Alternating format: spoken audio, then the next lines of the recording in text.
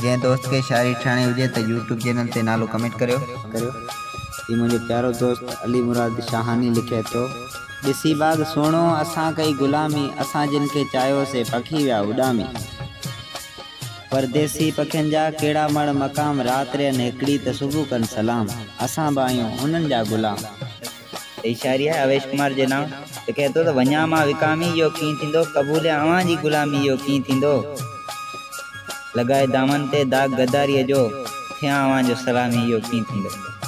जुल्फकार अली लिखे तो प्यार मोहब्बत जे खातिर तुझे शहर में जोगी बणजी इंदासी दीदार करण लाए दर ते झोलियूं जलंदासी खैरात जे बदले चवंदासी फकीर माफ कर खैरात जो दबानो तुझो दीदार करण आयासी।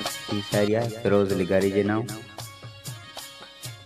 तो फरमाए तो घणा ही दिलचस्प माण्हू ईंदा तुंहिंजी ज़िंदगी में ए दोस्त पर असां सां गॾु जेके ॿ पल गुज़ारिया उहे सॼी उमिरि विसारे कोन सघंदे।